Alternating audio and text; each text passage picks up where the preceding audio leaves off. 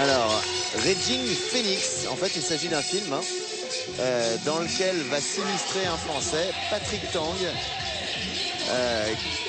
Alors là, on va dire c'est la version cinoche quoi, des arts martiaux, c'est-à-dire que évidemment pour les cascades, et puis il y a quand même un cinéma, je ne vais pas dire martial, mais en tout cas un cinéma de kung-fu et notamment un cinéma hongkongais extrêmement important. Et donc on demande non seulement des acteurs, mais surtout des vrais spécialistes des arts martiaux. Et il y a un Français donc qui est en train de se faire une belle place dans ce cinéma-là. Il s'agit de Patrick Tang que vous voyez ici. Et évidemment tout ça, c'est du spectacle, mais pour ça il faut très souvent un enseignement, j'allais dire assez académique finalement. Souvent la plupart d'entre eux viennent des arts martiaux. Il y a aussi des gymnastes. Mais une des meilleures préparations, c'est quand même celle des arts martiaux, bien sûr.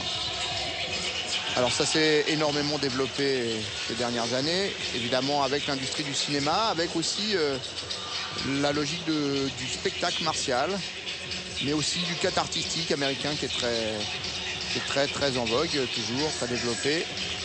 Donc de plus en plus de jeunes gens se sont mis à travailler la cascade. Patrick Tang et le groupe donc Cascade d'été. Alors vous comprenez pourquoi ces garçons et français eh bien, sont utilisés, j'allais dire, dans les productions mondiales. Ils traversent les frontières. On va regarder un film comme Le Transporteur ou d'autres comme ça. On a des chorégraphes chinois et des figurants qui sont de ce niveau.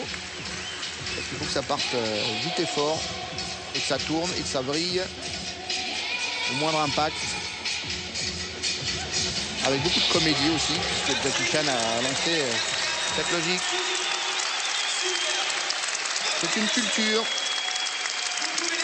Et ce qui est amusant, c'est que les arts martiaux sont venus au cinéma, et le cinéma fait venir des gens aux arts martiaux, parce qu'évidemment il y a beaucoup de gamins à l'époque qui sont inscrits dans les écoles de Kung Fu par exemple, parce qu'ils avaient regardé un film de Bruce Lee, et aujourd'hui encore ça continue avec toutes les productions cinématographiques qui traitent de ces sujets-là.